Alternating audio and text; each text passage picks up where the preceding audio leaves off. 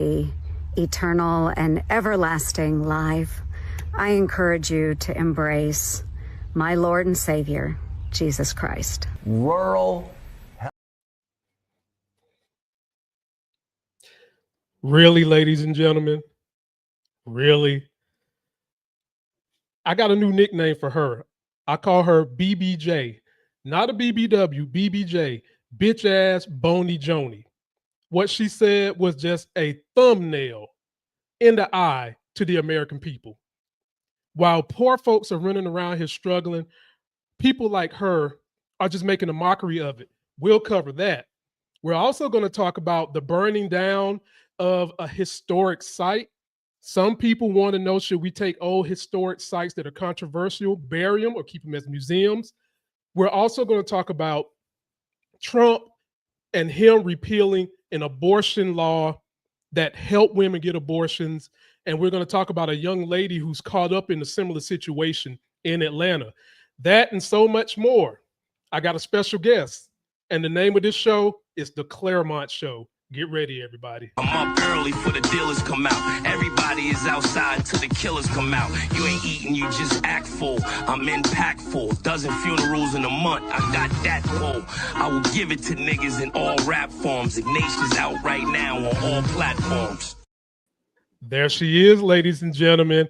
The other half of Claremont is the big homie Claire. How you doing today? I'm so excited to dive into all this. I just can't wait. Second time on the show, so I feel like I kind of sort of know what I'm doing. So we shall see. Well, the fans wanted you to come back. A lot of people was asking me to get you to come back. And now I had to screen them. I was like, don't be coming back because you think she's hot. Come back because you think she's hot and she's smart, okay? Don't just be coming to look. Come back for the whole package is what I had to tell some of them dudes. But anyway, I'm glad they're here, and I'm glad you're here. Hey to all. However we can get the message spread, I'll use what I can. Exactly. Folks, be sure to download the podcast. I put these up on the podcast every time we do it. And get this, ladies and gentlemen, if you want to leave a voice message, that link down there, http://bit.ly/4KKMI3N, will allow you to get on your computer, leave us a voicemail about anything that's bothering you when it comes to politics, things we talk about. Some of the best ones we'll play on the air. Claire, I'm excited. You know what time it is. On the first segment we do politicking while living under MAGA. So please tell me your petty grievance that you have today so that we can get this thing kicked off to a bang. All right. I think this is going to throw you for a loop. Oh, Lord. I'm excited about it. I'm scared to look. All you have to do is listen. Okay. I am over the way that this administration has empowered Republican makeup. Pause. Ladies and gentlemen, I can name two people I know she's talking about, but let her finish. I'm going to let her finish. So we're going to ignore the filler. We're going to ignore the Lara Loomers of the world. We're just going to talk about the makeup itself. Okay. One of my favorite creators, Suzanne Lambert, check her out on TikTok and everything else. She's coming on as a guest. You're kidding me. Comedian Suzanne Lambert. I'm hot on her trail, and we almost got something worked out with her to come on as a guest. And we've also got something worked out with her buddy Booker Squared to come, because both do comedy in the DC area. So we're working on building this thing, my sister. We're working on it. Well, she came to my feed because she was making fun of Republican women for their makeup, and everyone was all, "Is this the tolerant left that we thought?" No, if you prove yourself to be a bigot, you're going to be roast to filth. If you show me that on the inside you're an awful person, your outside is fair game. So anyway, how do you describe the Republican makeup look? Well, it's cakey. It's orange. It is tight lined black eyeliner, no lashes. No lashes. We don't have lashes. There's mascara on. There's no lashes. And then these, and this is so the Republican makeup look, these boxy drawn in eyebrows. And I know everyone knows what I'm talking about. Thick, dark brown eyebrows on a pale, orange white woman. Not cute, not fun. But what I will say about it, the one thing that I do like about the Republican makeup is that I can clock them from a mile away. So I know what to expect. So thank you for letting me know. And also for proving that once and for all, we can all see liberal women are hotter. So. And smarter. That's my petty grievance. And smarter, period. All and the above. Smarter. I would agree with her because the two people that come to my mind when she talks about makeup is not just the women, it's the fucking men too. Have y'all seen Donald Trump and have y'all seen JD Vance's eyeliner? I mean, dude, look like he could be in a Dracula movie. Bruh. So I would definitely agree with her. My petty grievance. The spray tans on the men, the women. Don't get me wrong. As someone who is challenged in the melanin department, I get it. You want to look nice and golden, but not orange. Like orange, like, the president, like pretty much everyone else, especially the Florida orange. Like there's something about the people who are crawling up from Florida. They're like little crabs just like crawling up and then they're all orange, but it's not because they've been sitting in the Miami sun. It's because they've been baking in a UV chamber. Anyway. You mean to tell me Anglo-Saxons don't like the pumpkin orange? Is that what you're telling me? Just this one. Okay. I can't speak for the others, but I'm a big fan of not looking like a hot Cheeto, but okay. Some people like that look. Some people think hot Cheetos are tasty, yummy, look good. Let's do it. I'm good. Personally. Well, currently I'm dieting, so I can't even think about putting that in my macros. And my petty grievance while I'm politicking while being Black on the MAGA is the same people she just got finished talking about when they put you in this precarious situation and ask you a question where you're going to have to lie to them. And that question that these moms ask you, my child cute, ain't he? And I'm sitting here looking at your child. It looked like a fucking spider monkey. And you want me to sit here and lie to you and say it's cute? Stop it, MAGA. You know good and damn well your child is ugly. Now look, I know beauty is in the eye of the beholder. I know that. And to you, it might be a beautiful thing. But don't be trying to put other people on the line thinking that we're not supposed to talk against a child, the Bible, and all this other shit that you're not supposed to argue against. If your child looks like a spider monkey, don't go asking people if it's pretty. Claire, any rebuttal to what I just said? Not a single one. Nope. I don't think anyone. I don't think there should be anyone who is too good to be judged. No, I'm just kidding. But we have to be objective here sometimes. We have to be objective. Right. And there's the uncute kids probably have other great qualities. But exactly, let's not focus on their cuteness. And you know what? I'm going to build on that. Okay. Who is really benefiting when the parent asks that question? Because the kid doesn't give a shit. The kid can barely talk. Coming from the child of a parent who used to tote them around like a circus performer and say, hey kids, our family friends are in town. Can you play some piano for them? Can you show them can you read them your essay you just wrote, your story or whatever? I knew from the get, this isn't about me. This is about you. This is about you getting praised because you contributed your seed to creating all of this. But this isn't about making me feel beautiful. Actually, my dad who's not religious, he used to make me like rehearse this line. Like when I was really little, he would go in front of like a group always, hey, Claire Bear, why are you so cute? And I would go, because God made me that way. And everyone would go, oh. We weren't even religious. It was the weirdest little like gimmick, but I don't know. And then looking back, I'm like, that was so weird. Why were you like making me perform for these people? And strange. Anyway, I just think it's also an ego trip, and maybe they need to be humbled a little bit. First of all, stop living through your children. Secondly, your child isn't even fucking cute. So this is what happens when you're dealing with intelligent people and intelligent women. My greater point was, when you do that, it's not about the child. It's about stroking your ego. And in particular, if your child is that stinking cute, people going to let you know without you having to ask them. Yeah, you do not need to loft them, you know, a softball. They're going to, if the kid's cute, people are going to tell you. Exactly.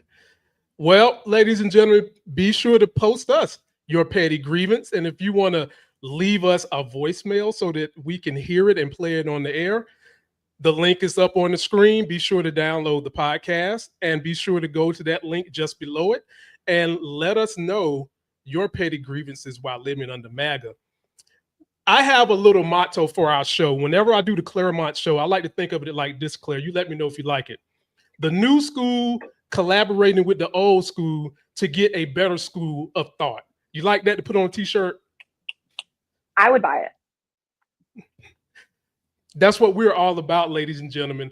We're collaborating from the new school and the old school to get a new line of thinking to help this country. And we've got a couple of topics. I'll let Claire pick which one we go first.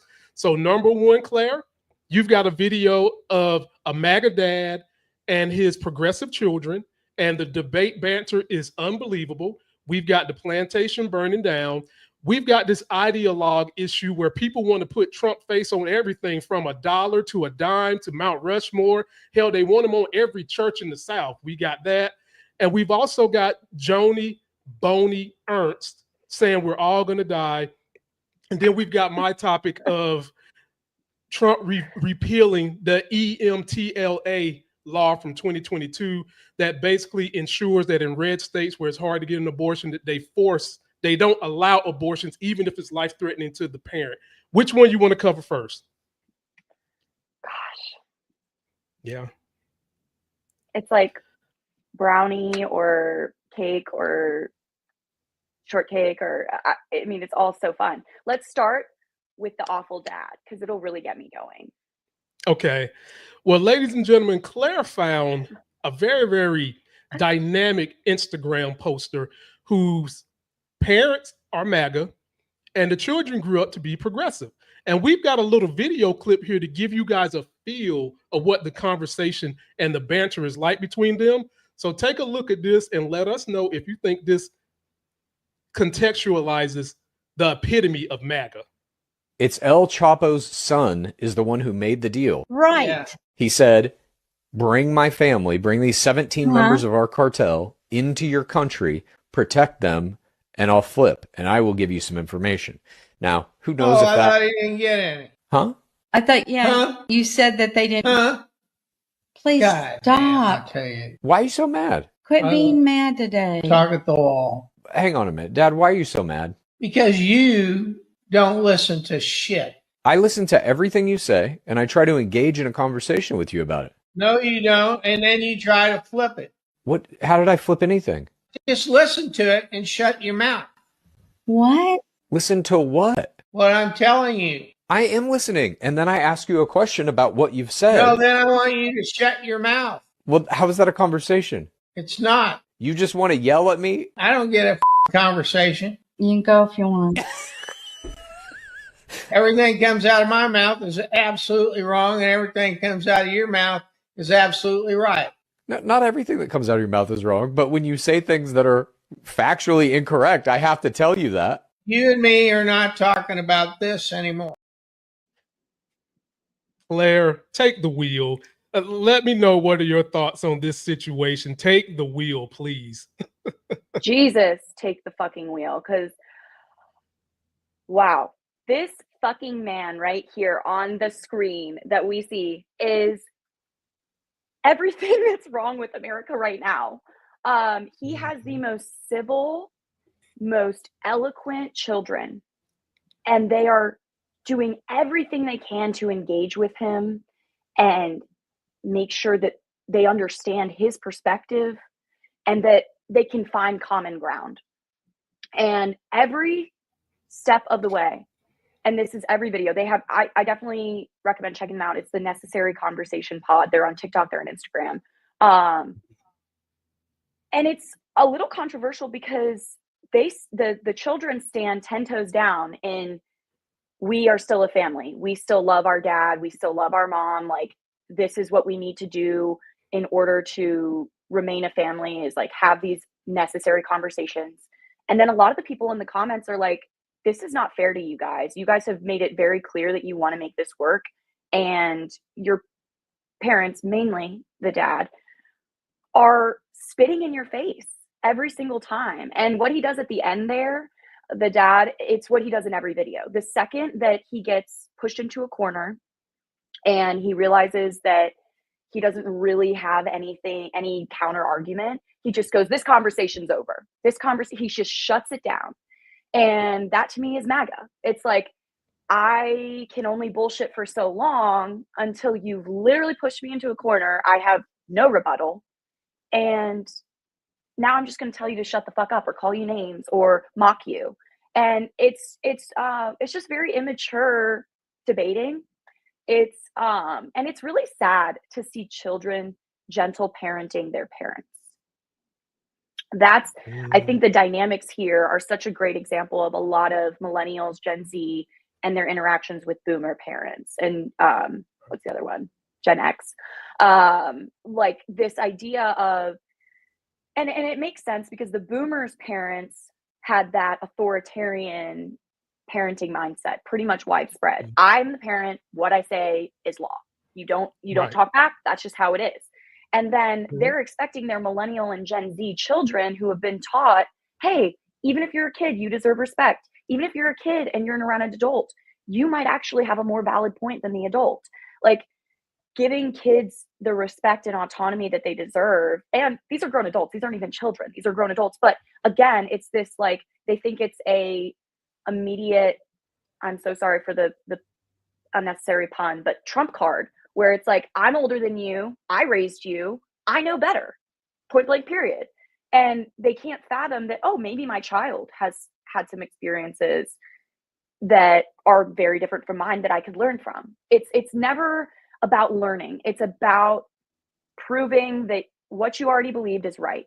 It's that confirmation bias. It's that bullshit, like putting your feet in concrete and then wondering why everyone's pissed that you won't fucking listen to them and go with them places. Like, so anyway, and then I also think the mother and this whole family dynamic is super fascinating because she is your prototypical enabler. We've all seen it in our lives, someone who enables someone, whether it's a mom babying a child, a lot of times it's a wife babying their man-child husband. And I do think this also has to do with that boomer mindset of like, divorce is bad. If you've already gotten this far, might as well stick by them. This poor woman, you can tell she still does have a lot of love for her children. No matter how different their views might be, she does show in a lot of the video clips that she's trying to understand. She doesn't ever get to the same conclusion, but she's kind of listening. And there are so many situations like this video where she looks over at her husband and she is like, what are you doing? And in this video, she said, you can leave. She said to him, you can leave. Like, you don't have to be here. And that's exactly the point. They're signing up for this voluntarily. And he comes on air every single time, grumpy, like a toddler who missed lunch and their nap. And he just yells at everyone. And then his poor wife is sitting there parenting him every single time. And I'm like, so you've got your two kids here. You've got your partner who's supposed to be just as responsible as you are. And you're parenting him. And then your children are also parenting him. And you're still standing by and defending him and being probably infected with his logic. Because I seriously doubt that she came to all of these radical Trump conclusions completely by herself. It seems that he was the driving force. She latched on because we're a unit and we have an identity and we've been married for 50 years or however long it's been. And my 2 closing messages are, girl, get up.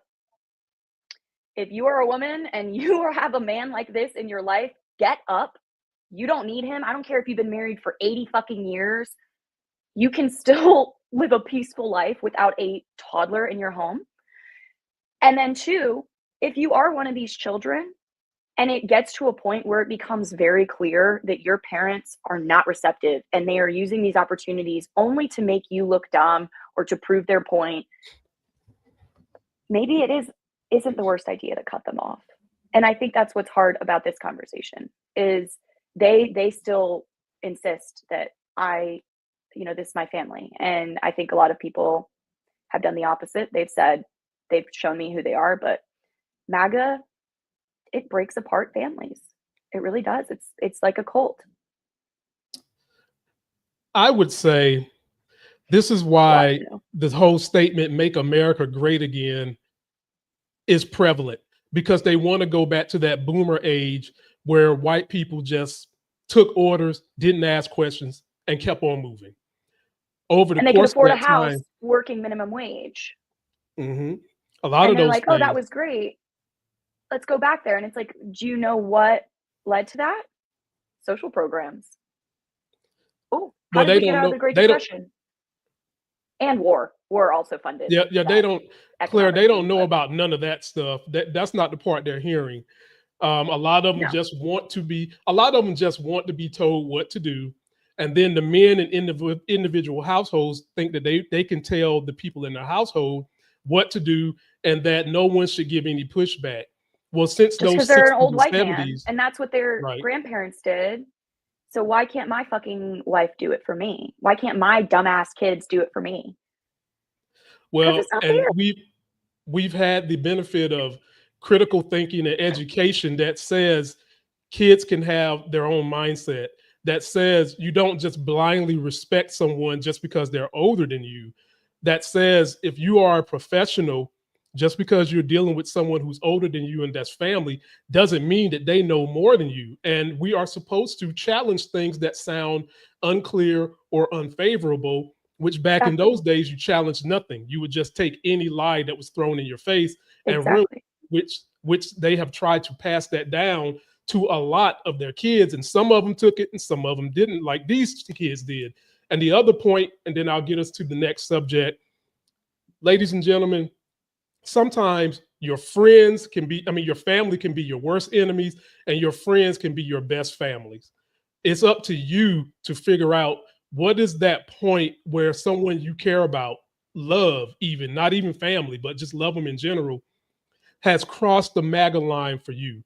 For me, I've had to cut loose some friends that believed when Trump gave those pardons to the people that rioted on the Capitol, they believed that that shit was okay, but still wanted to complain that when the BLM marches happened, they believed the lie that they destroyed stuff and wanted them to be in jail forever. These same hypocritical people think that it is okay to pardon folks who went and destroyed our sanctuary, our capital, pooped on people's desks, caused harm, had people killed, and want us to believe that that behavior is okay. But when you give them something that's similar but not the equivalent, they jump back to, oh, they need to be locked up in jail. People, that is, for me, a dividing line, and I can't be your friend no more if that's how you believe. Any closing words, Claire, to say about that? No, I think you hit it right on the head. And I also think I do want to also add that mindset that the boomers wish we could go back to, of blind submission and like loyalty, I guess. Not loyalty, because you can be blind submission. It also perpetuates abuse. And I know it's getting heavy and then we'll move on, but like, if you teach your children that someone older than you is always right, how are they going to feel when a teacher or a neighbor or an uncle or a grandparent, beats the shit out of them or sexually abuses them? Right. What are they gonna think? Are they going to think that it's safe for them to go to another adult and talk about it? Or are they gonna go, well, I guess they're the adult and they know what they're doing and I must have been in the wrong. It must have been a punishment. It must have been, I probably deserved it, because you've already ingrained that into their head. So yeah, I think not only is it harmful emotionally, but it puts kids' safeties at risk when you teach them to just blindly follow authority. Exactly. Let us know what you think, ladies and gentlemen. Again, we've got the link. You can leave us a voicemail and we'll start playing some of your voicemails on the air so that we can know what you guys are thinking as we grow. Be sure to download the podcast. And I'm still selling the back in my day, back when I was born in the 80s, it was a good day. We were starting to think, we were starting to get education in place. But the one thing I would go back to is keeping Pluto a planet, or at the very least, grandfathering it in. You can get the t-shirt at shoplifegains.com. Claire, I'll pick the next one, and the next one is going to be heavy. So just the other day, Trump decided to get rid of a thing that was signed into law. It was titled EMTALA, and that was Emergency Medical Treatment and Labor Act. If someone had life was being threatened, a woman's life was being threatened, that they would give them an emergency abortion if needed. Well, Trump has repealed that shit. And if you don't believe me, because oftentimes MAGA doesn't believe a word that comes out of someone who's progressive's mouth, here is a little rundown of what happened. Is rolling back federal guidance directing hospitals around the country to provide emergency abortions for women in life-saving situations. Democrats in Colorado have worked to adopt that federal policy at the state level. Governor Jared Polis signed the bill into law earlier this year, requiring hospitals to provide emergency care, including abortions, to patients regardless of their insurance status or ability to pay. The Trump administration said today it will no longer enforce that policy nationally. Doctors and advocates are already sharing their fears that women won't get emergency abortions in states with strict bans. So, ladies and gentlemen, that happened, which completely poops on women's individual rights. And I thought that the Republicans and MAGA was the party of individual rights, but it flip-flops when it suits their narrative. And the issue here is, even before this happened, we were already seeing horrible ramifications of what could happen when this shit takes in place. And one of those big ramifications is this young lady right here. Her name is Adriana, I think it's Smith. Adriana Smith. She is clinically brain dead. And she's in a hospital in Atlanta. She's carrying a baby. And guess what? Because of these stringent rules and the powers that be, the doctors can't get rid of the baby and let her go. She is basically harvesting a baby. Her family is being forced to pay the bill because of these crazy ass laws we have in this country that are hamstringing medical professionals and putting women, in particular minority women and poor women who can't go cross country to places where they can get an abortion because of their finances, in one of the worst positions possible. And having said that, we have a woman right here in this live stream who is getting into that age where she might be thinking about family. And when you hear about this type of stuff, Claire, how does it make you feel, and what can be done to get some of this stuff to be reversed?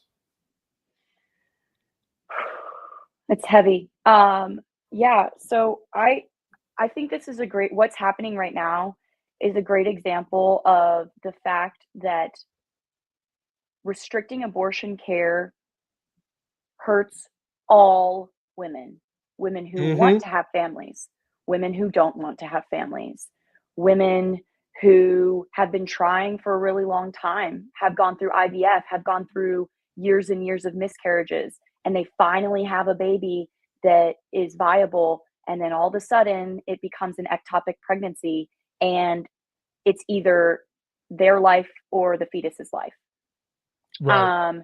And so I think a lot, what really frustrates me about pro-lifers, or as I like to say, anti-choicers, right, is that a lot of them are women who would never have sex with a man unless they're married to them, or they're already on birth control and they're using all the protective methods. So there's no excuse for all these. Basically, I think they see it as like, great, the women who sleep around and use abortion like birth control will be stopped. And it's like, no, babes, you're also going to be hurt by this. Anyone who has a uterus is going to be hurt by this, because the people who are married and have planned pregnancies that fail, where there's any complications, if you have legislation being implemented that basically puts paramount on the fetus over the mother, regardless of how the fetus is impacting the mother's health, we are going to have women who die.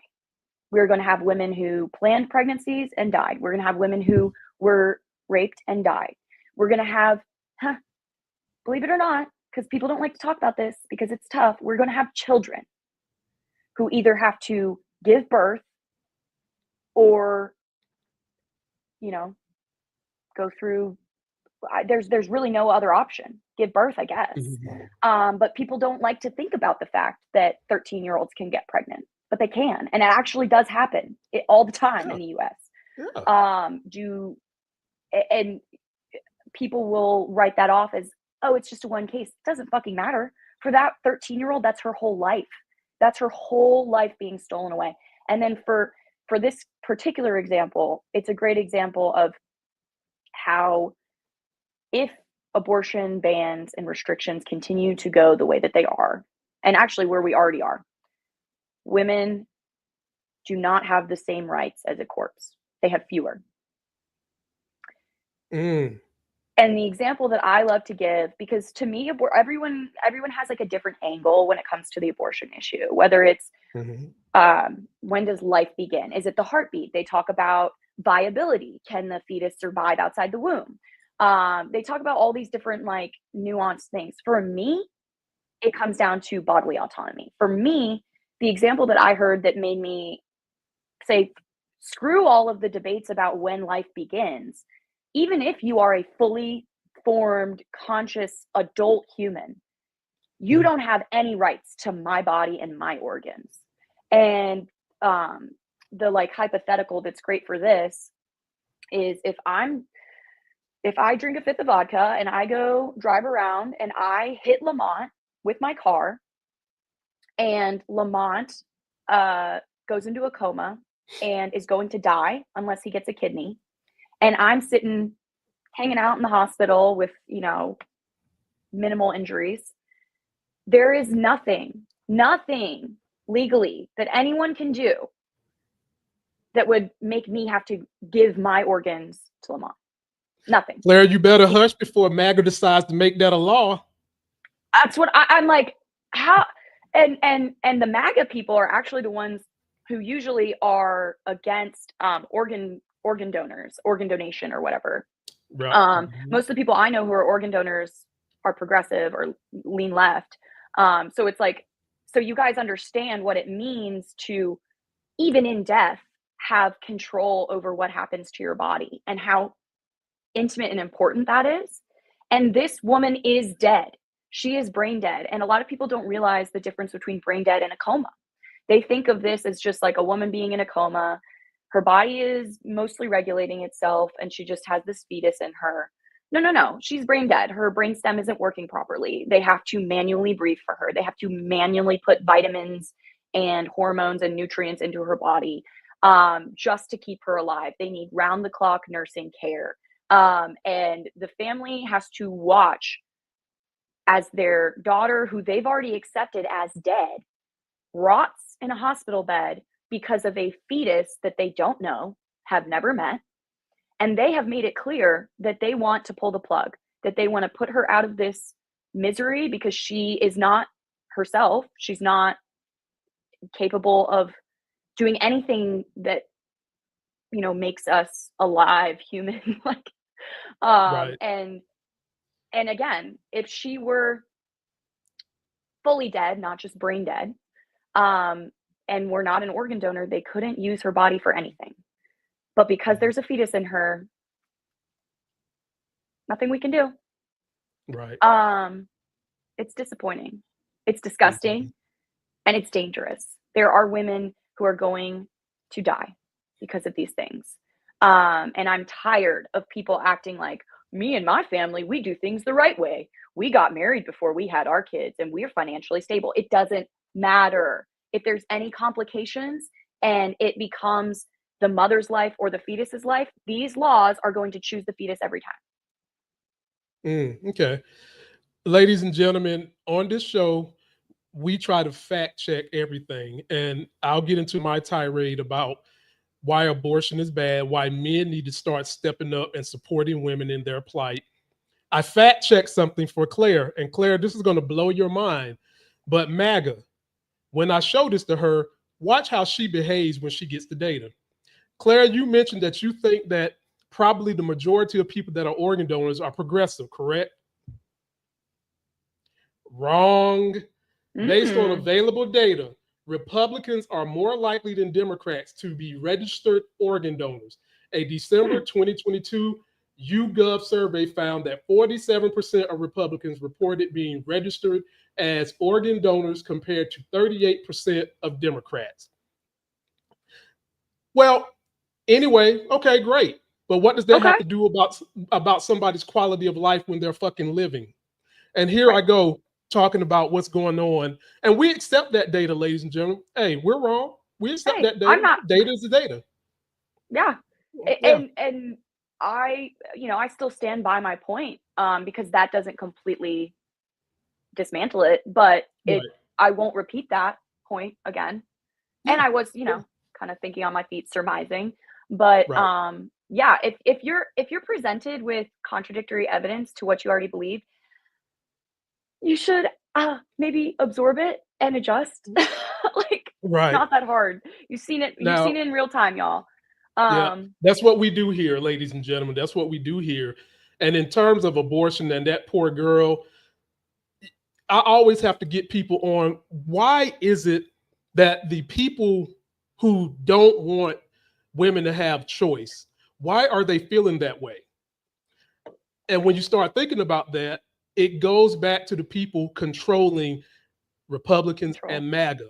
Why do they want more? They want to say they want more bodies in America. And they try to use the lie of it's religion and all that. But the lawmakers putting this shit in place, that's not why they're saying that, ladies and gentlemen. They're saying it because the more white women have abortions than any other group. And the more you get rid of white babies, the less you're going to have white men who can grow up and put in this bull job stuff that the Republican Party likes to put in. And they're trying to reduce that time in 2055 or whenever it is, when the minorities become the majority. And that's the real reason why they're trying to restrict women's autonomy to make the choice into having an abortion. It has nothing to do with the religion. It has nothing to do with anything they try to tell you guys that is fair and equal and it's about life. It's simply a political play, a long-term political play, and it's bull jive. You're willing to tell me, and fellas, listen up, you fellas would flip out if the federal government came in and said, give me all your damn guns. You have no more choice in buying weapons. No choice. The instrument that can kill people, you can't buy it no more. I think that that's more understandable than saying you women can't have an abortion. But my point is, it's choice. If a woman gets into a situation, she is the one having to carry the baby when shit hits the fan and it's causing her harm. What do we got to do? We got to start seeing smoke coming out of a woman's body for y'all to get this through your damn head. She's got to start birthing little alien babies before y'all say, okay, let the woman have kids. The autonomy belongs to her. She's carrying the baby. And another point to some of you men that might say to me, well, Lamont, if I had sex with her and I want the kid, I should have the kid. If you want the kid, you should talk to the woman and say that you are willing to sign up for all the rights of the baby, pay for her health care, pay for her to deliver the baby, and then you will take the kid if you want that to happen. Even if you decide to do that, it still has to be her choice, because for 9 months, she's carrying the baby. For 9 months, she runs the risk of getting sick. For 9 months, her life is altered. and it should definitely be her choice. And we didn't even bring in what if she gets 8, put an R in front of it. What if there's some incest? Because we know that shit happens in the backwoods of red states all the time. It should be the woman's choice. And when you do this, you're not only harming the poor and middle class because they don't have the options to go places where they can get it, you're now hamstringing all the women because it should definitely just be their choice. And also, we don't currently live in a country that supports parenthood. We don't. We don't have the infrastructure that would support people, especially if it's unplanned. And guess what's the biggest contributor to the cycle of poverty? Having more children. Children are one of the most expensive investments, if not the most expensive investment you can make. And so if we lived in a country where we had paid maternal and paternal leave, federal, if we lived in a country where men weren't allowed to dip out of the equation, where men had to be not just financially there, but emotionally there, and women didn't have to take it on all by themselves, that might make it a different story. But again, we don't have those structures in place that protect people who become pregnant. And so it's furthered, the issue is furthered by the fact that we don't have any other protections for the people who become pregnant. We make people pay for delivery of a fetus. Mm-hmm. We don't have universal health care. So even if we were in Sweden, and again, they're very pro-choice, but even then, if we lived in Sweden where there's free healthcare and like tons of social support and 6 months of paid leave, maybe it would be a different story. It still, I think, would be up to the person, not the government. But we on top of all this don't have that structure in place. So you're putting women on a fucking desert island and saying, so you can't get rid of this ball and chain. Try and survive. Right. And not that all children are a ball and chain, but if you don't want one, then it is. And why do you want unwanted children to come into the world? If the foster system worked, maybe you'd be okay with putting them up for adoption, but it doesn't. That's another thing that pro-lifers, anti-choicers love to say is like, well, just go through with the pregnancy and put it up for adoption if you don't want the kid. Have food restrictions, have medical restrictions on what you can consume for 9 months just to throw that child into a system that statistically produces troubled individuals who are like 18,000 times, we can pull up the facts on this, more likely to, end up abused, end up using drugs, end up, these systems don't work. So why would you encourage people to keep breeding into a system where they're going to get screwed? Mm-hmm. So anyway. Yeah. And the other thing, and I'll close with this, you MAGA and Republicans that claim you love freedom so much that you'll wrap your body and jerk off in an American flag because you believe in freedom. Why don't you believe in freedom in this situation for a woman to choose what she wants to do? I'll leave it at that. Let the women choose. We need to fight back these laws so women can have the autonomy they need to make their own choice. You guys let us know what you think. There's the link. You can leave a voicemail. We might play it on the air. We might not. Be sure to download the podcast. Let us know what you think. And you guys are listening, if you didn't catch this, to the Claremont Show, where the new school meets the old school for a new school of thought. Claire, what do you want next? We've only got 3 more. The plantation burning down, Trump ideology, and they wanting to put Trump face on everything. And we're all going to die, said by BBJ, not BBW, bitch ass bony Joni. Which one you want? That really makes me think of bleach blonde, bad built butch body. I love it. It does. Mm-hmm. let's call him how we see him. Let's do the plantation. I think that'd be interesting. dynamic.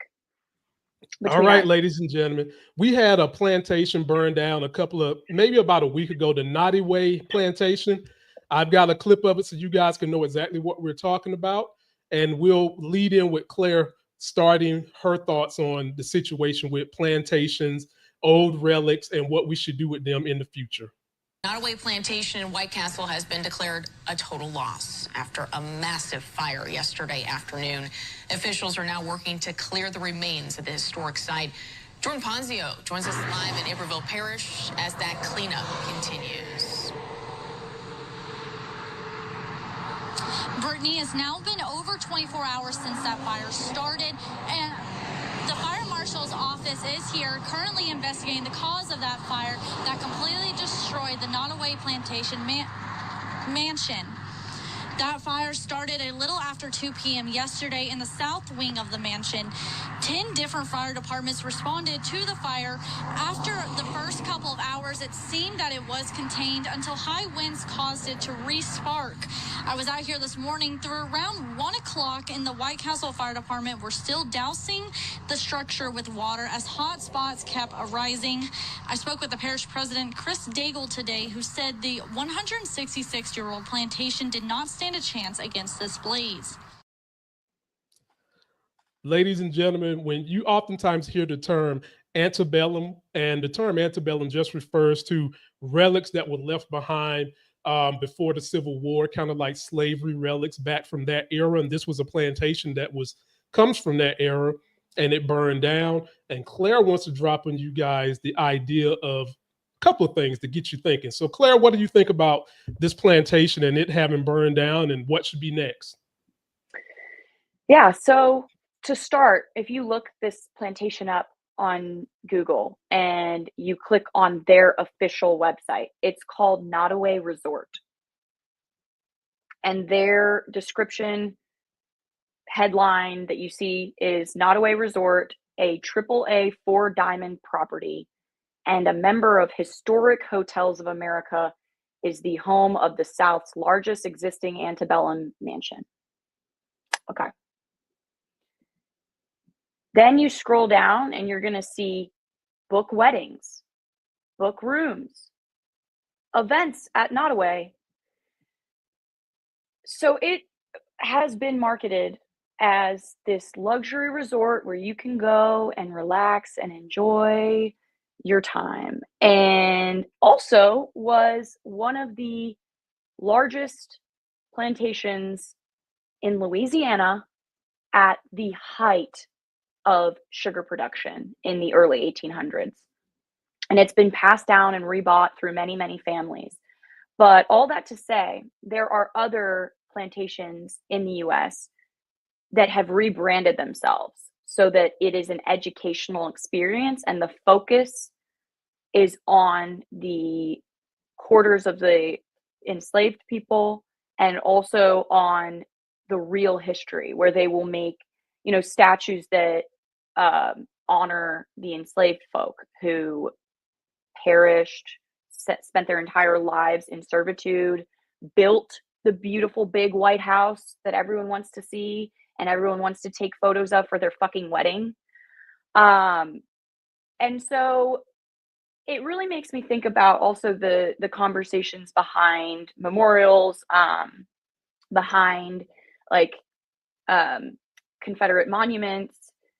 The use of the Confederate flag is a whole other thing. We're not even going to touch that. But a lot of people will say, burn all the plantations down. Burn every memory connected to this shit down.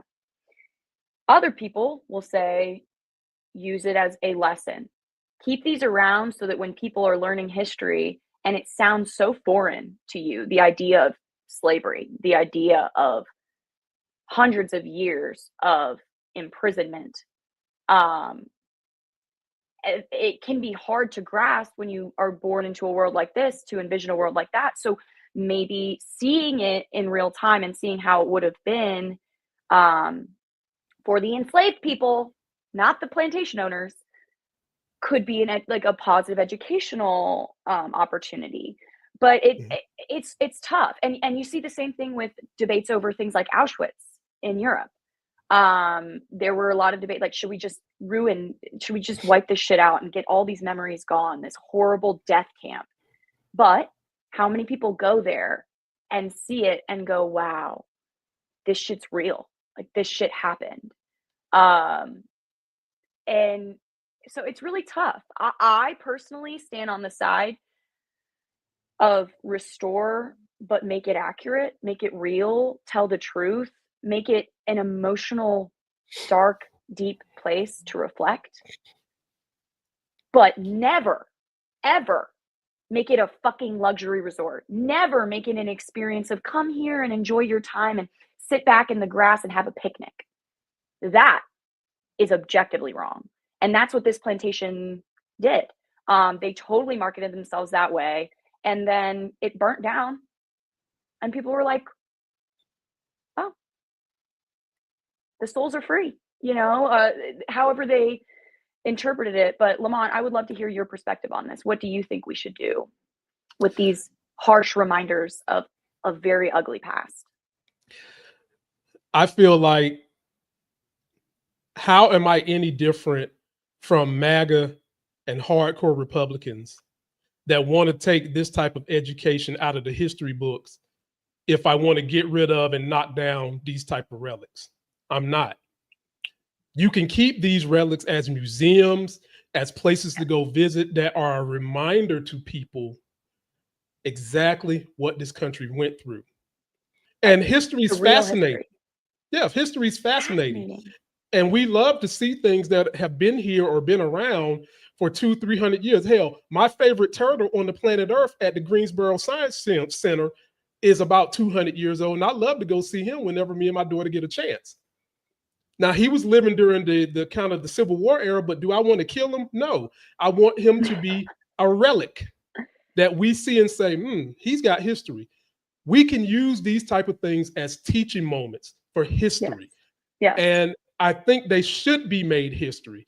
What I would have a problem with would be if you think it's okay to have a government site wave the Confederate flag or take some kind of relic like this and use it for government whatever, propaganda or government resources. No, these things should be made into historical sites. And you know what, Claire? I'm okay with them being bed and breakfasts as long as the history of the site is taught when you come there and is well put on the website so that you know where you're going.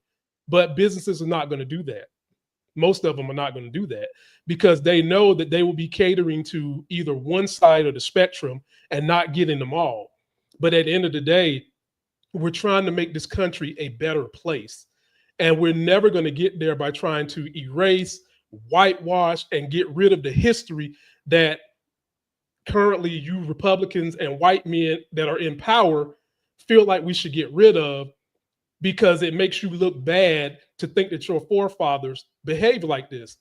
But when people make a mistake, ladies and gentlemen, when you make a mistake, and I've been guilty of this, fess up to the mistake, do whatever you can to make the situation better, and learn from the mistake so that you can be better in the future. And that's what this country needs to do about its ugly history. So keep them, let them be relics, let the history of these places be told, and let people get educated so that we can get rid of some of this inequality, inequity, and racism that we're seeing in this country. For crying out loud, we just seen, what is this? This is June, 4 months ago, when Elon was in bed with Trump, he did a fucking Hail Hitler, right? And y'all didn't say nothing about that. Y'all was comfortable with that. But now that him and Elon are not butt buddies anymore, now y'all want to say that Elon is racist against Jews all of a sudden now, MAGA. Where was you back then? So leave it as an education piece. Claire, you got any closing words on it? Honestly, you nailed it. You killed it. Couldn't agree more. I think if we don't study the unfortunate truths of history, they are doomed to repeat themselves. So, yeah, and I think a lot of the MAGAs right now are not seeing the scary fascism that's on the rise, and they're looking past things like Elon's Nazi salute. and it's exactly what we're talking about. It's because they're not, either they have read the history and they're not paying attention, they don't care, or they're not willing to see the parallels, because humans, we're not that different from a generation ago or 2 generations ago in terms of patterns. There's people who have always wanted power. There's people who want to abuse power. It's a thing. And so if we look to the past to learn, how did they go about doing this? How did someone like Hitler consolidate so much power so quickly? And if we figure out the answer to that, then we can avoid it from happening again. And still people are watching it unfold and going, oh no, this is totally fine. This is gonna lead to great things. And I've Clearly worked never with, cracked open a book. I had the opportunity to work with some elderly people during Trump's first term, and they said the way that his cult of personality got elected reminded them of how things happened with Hitler. These was people that was living kind of right after that era. These was kids of people fleeing, telling me that they can remember seeing this and hearing their parents talk about it. But we want to hear from you guys. Let us know what you think. Yep. There's the link to the podcast. If you want to leave us a voicemail so that we can play on the air next time we have Claire here, there's the link. It's also in the video description. Claire, what do you want to cover next? BBJ or people wanting to turn Trump into a damn shrine? I'm gonna let you pick. I'm gonna let you pick this one. Oh, okay. Where do you want to go? Let's talk about people trying to turn Trump into a shrine. So, ladies and gentlemen, Claire brought this to my attention because I didn't catch this, but this year Republicans have introduced bills, ladies and gentlemen. They wasted taxpayer money, taxpayer time to introduce these couple of things as bills. Now I'll go through them real quick. Renaming the Gulf of Mexico, rebranding DC's metro to WMATA as in WMAGA, renaming Dulles Airport to Donald J. International Airport, put Trump on the $100 bill, make Trump's birthday a national holiday, carve Trump's face, ladies and gentlemen, on Mount Rushmore, ladies and gentlemen. Let me show you what that shit would look like. How y'all like that? His face would be the orangest thing on the damn mountain, ladies and gentlemen. So having said that, Claire, I give the floor to you. What do you think about them wasting our money on these bull jive bills?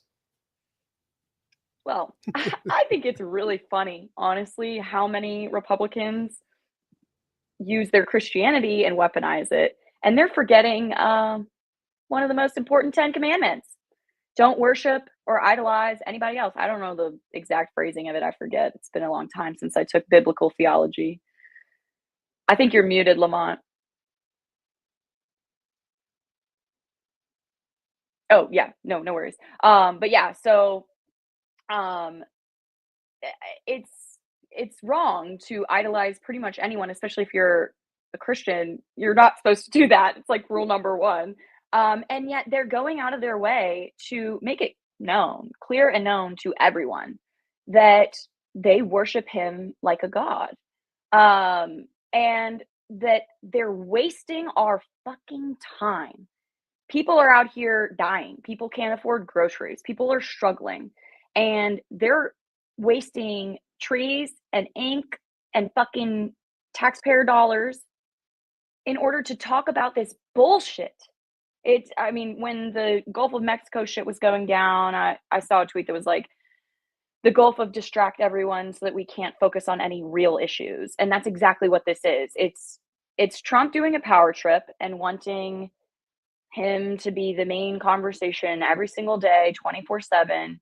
And then also rewriting American history so that he is now more important than any other president, official, anyone who's ever existed in America.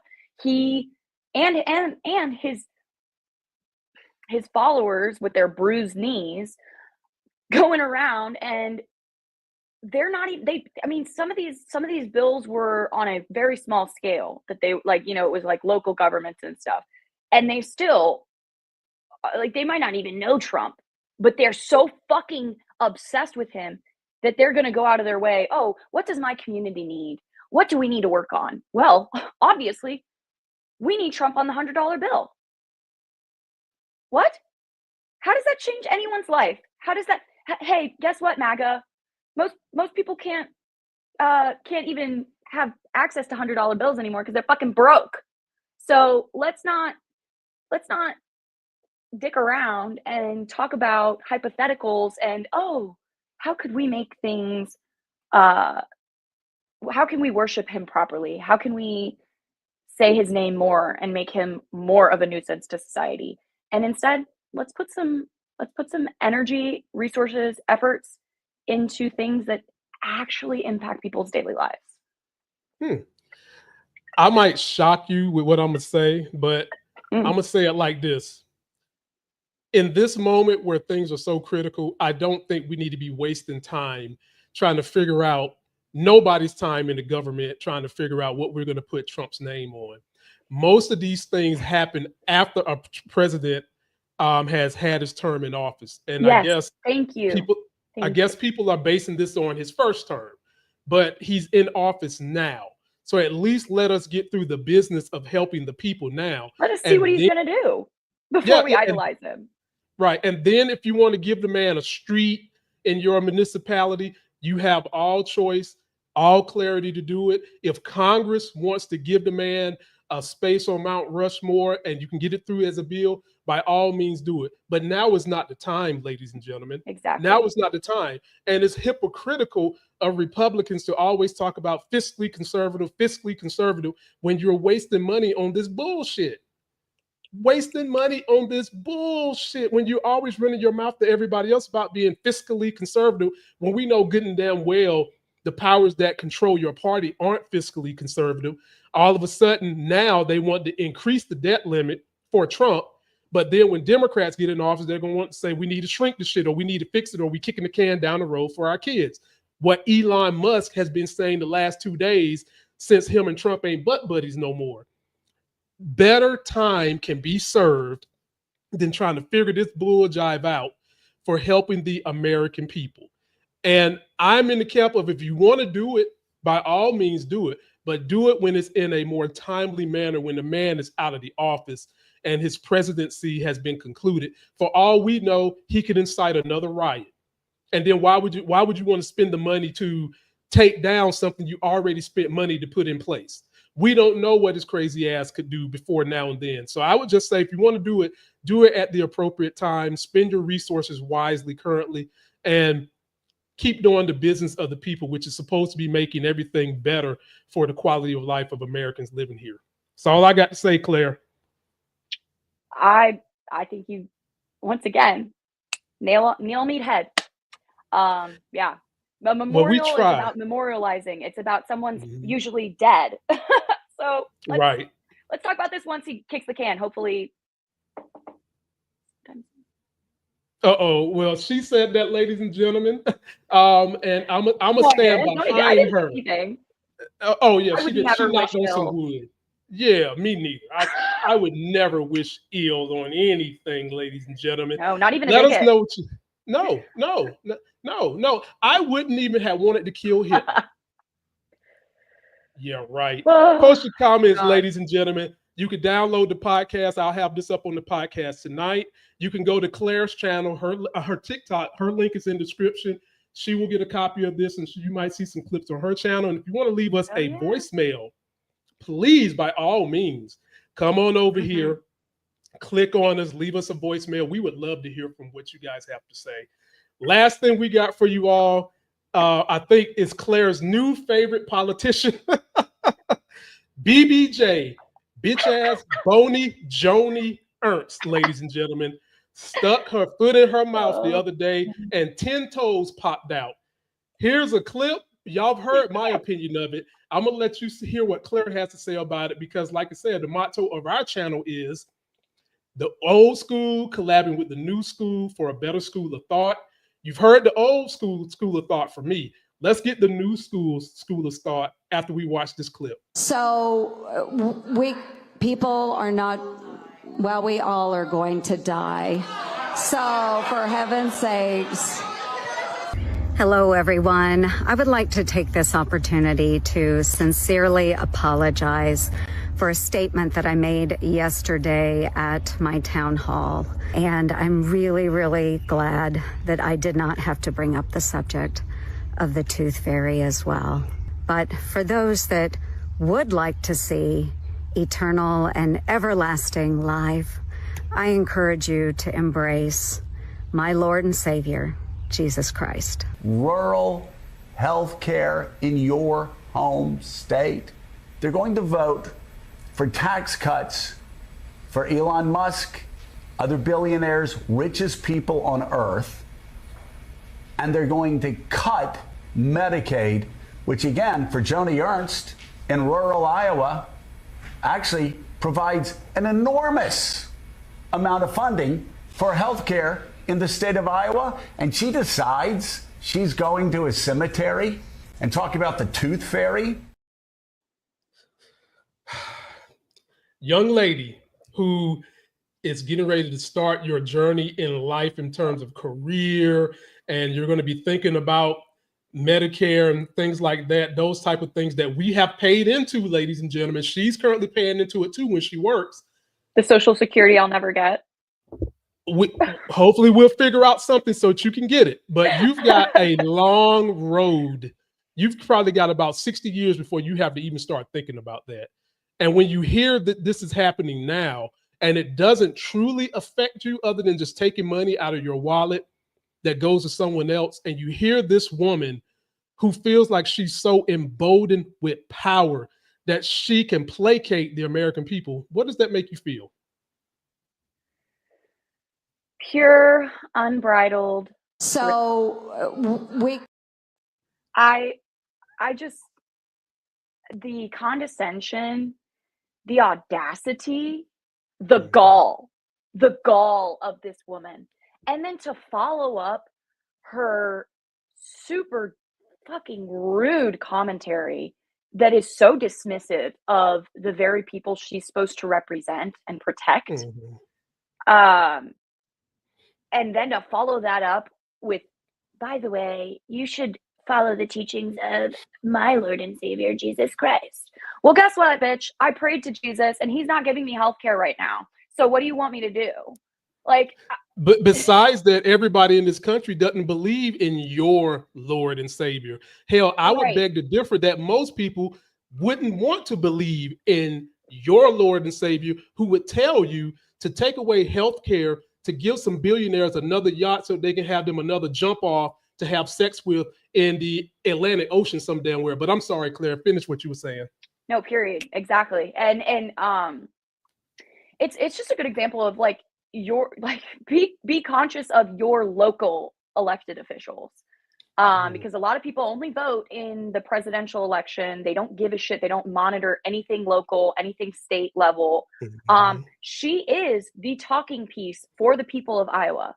And look at what she's saying. And look at the disrespect she's showing her constituents, who she's supposed to support, speak for, advocate for above all else.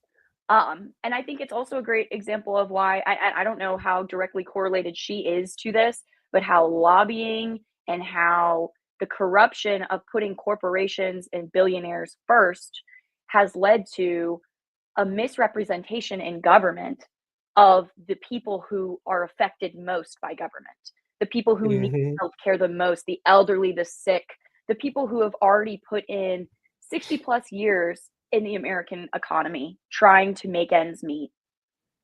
And you're going to laugh in their face and say, oh, the tooth fairy, I'm sorry. Did you guys not know you were going to die? Not when I'm 40 from preventable causes or an asthma attack. Like, you know, and so I just think it's vile, it's disgusting, and it's embarrassing. Like, it's embarrassing that not only were you caught in 4K being that rude, but then you follow it up with a bullshit apology where you basically doubly insulted all of your constituents.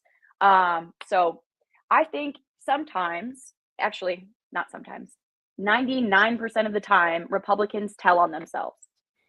Oh, they project now. Themselves. They definitely project. That's their thing. That's their jam. Come out of their mouth. You know damn well they've been sitting on it and it's been brewing, and they are not fucking around with it. They mean that shit. When she says that shit in that tone, she means that shit. She's not fucking around. She's not making jokes. And yeah, they'll continue to give it away. Tell us, I don't care about you. And people, MAGAs are going to be like, she loves us. Guys, look, she loves us. She said, Jesus Christ, she loves us. No, she fucking hates you. She fucking thinks that you are a second-class citizen compared to her and all the other people that she likes to surround herself with in her social life. So we as a people, as a collective, need to look closely at who is representing us in the larger government and figure out how to vote out bitches like this. I rest my case. Well said, Claire. I would just add to this, the people that vote for her and others in the MAGA camp. And first of all, did you really have to go to a graveyard? Really? Like you had people to add by that? The way, I'm in a graveyard. You had to add that to it. I mean, it was already bad enough. Hell, we didn't need you to go to a graveyard. You already looked like you could be the sister of the crypt keeper. You could just sat your ass in front of a camera at your house. But anyway, it's frustrating. By the way, people die. I would know. I already did it. Right. Exactly. I done came back and tell y'all what it was like. I didn't see Christ, by the way. But it bothers me that people vote for them, not because of what they need, but because of what makes them feel good. And anytime these people can do something to make it seem like liberals are upset, they eat it up they eat the poop like it's ice cream. They love it. And they'll take more and more of it. They don't care about getting beat down financially as long as they're feeling good. And what's even more frustrating, these same MAGA voters don't understand, as Claire eloquently said, these people, the politicians and the rich people that are backing these politicians, they don't care about your trailer park asses. The only thing they want from you is your vote and your money. If they had the chance, yes, that's all they want. And to illustrate another issue with MAGA and red communities and red states, because they always love to talk about, come to a MAGA place, come to a Alabama or somewhere where we don't have all these crazy laws. Do y'all know why? Because they don't have money. Here's a graphic I'm going to put up, Claire. Take a look at this. According to a 2025 USA Facts report, in 2023, 19 states contributed more to the federal government than they received. The notable ones: New York, 89 billion. California, 78 billion. New Jersey, 70 billion. Conversely, states that received more than they contributed: Virginia, red, received 79 billion more than it gave. Alabama, so red it's almost purple, received 41 billion. And Arizona, a little pinker red, but still red nonetheless, received around 40 billion more than what they gave. Ladies and gentlemen, that is historical data just recently compiled about how Republicans are fucking you. When you keep talking about the liberals and our taxes in our blue states, we're the ones putting out all the jobs. We're the ones usually helping people get services that they need so that they can get in a position where they can take care of themselves. And in these MAGA countries, you've got to go out there, fend for yourself. And if you make it, oh, well, if not, fuck you. Ladies and gentlemen, you can do better. It's the classic Massachusetts versus Mississippi. Where do you want to live? Do you want to be 50th in education? Do you want to be 50th in GDP and how much you're contributing to the economy? Do you want to be 50th in infrastructure? Or do you want to be Massachusetts? First in education, like second or third in infrastructure and stability, basically. And then the people who are coming from the red states are talking about how they know what they're doing. Statistics don't lie. Y'all are struggling. And she's ready. She's ready to cut y'all off Medicare in her state. The little you have, the little that you do have, she's also trying to get rid of. For what? For what? For another tax break some of for her rich buddies who have invested in her campaign. It's corruption. It's misrepresentation. We are a representative democracy. We are not a full democracy. And so who we choose to represent us means everything. Because if they don't have your best interest in mind, you are not going to be heard on the higher scale, on the, higher levels in the government. And ladies and gentlemen, don't try to play Claire, because right-wingers oftentimes hear talking points that, well, we're a republic, and their bases never look the shit up. They can't tell you what the hell it means. Ladies and gentlemen, no, it's not in the we're not a democracy is not in the Constitution, nowhere like that. But the way our government is currently structured, we are a democratic republic. Okay, right, both democratic republic. So and when people, this is how they didn't take U.S. history in high school. When they try to say, well, so-and-so president was a Democrat and they were awful. Actually, party lines have flipped multiple times throughout history. There were sometimes a third party that came into place very early in it was called the Whig Party, what she's mentioning. Yep. So and George Washington, I believe, you might have to fact check this, in his farewell address said, if there's one thing that I can say one piece of advice that I want to give, do not create a two-party system, because it will fracture people. It will create a binary that doesn't allow for nuance. If you're going to do parties, make it at least 3, right? Let's get as much representation as we can, but let's not make this extreme versus extreme. And it happened that way.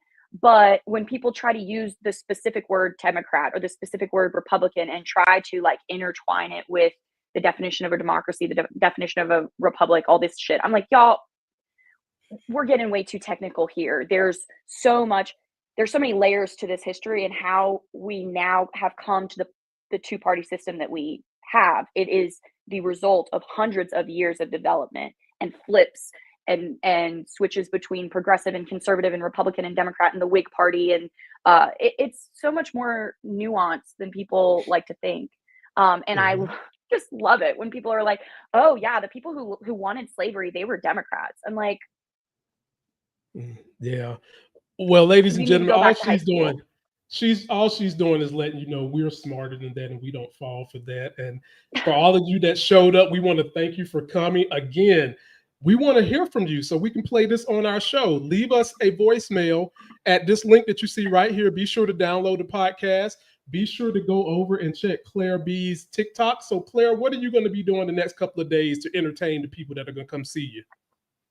Well, I'm going to be posting some of this content. I'll cut it up, make it nice and entertaining. I've got a couple ideas that for videos that I'm going to dive into, more of kind of the same. I'm starting to build a niche on my profile, and if you scroll back into my TikTok, it's kind of all over the place. There's not as much of a theme, but I think especially these opportunities I'm getting with Lamont and the support that I've received from the progressives, the Black community, is kind of informing where I think my channel or my profile should go, or where people at least would follow me. So I'm open to suggestions. If there's anything y'all want me to talk about, there's one thing I like to do, it's yap. So might as well use it to benefit others and to build a platform so that we can make some real change and learn from each other. I'm not here to just state my case and drop my mic. I am here to be corrected, as we saw on this show. If contradictory evidence is presented, please educate me and I'll try to educate you. And that's how we are going to build a strong community that values truth and evidence and leads with love. So if you want to follow along, go get it. Her link is in the description. And that's what we do when we combine and we call ourselves the Claremont Show. It is about the new school collaborating with the old school to give you guys a better school of thought.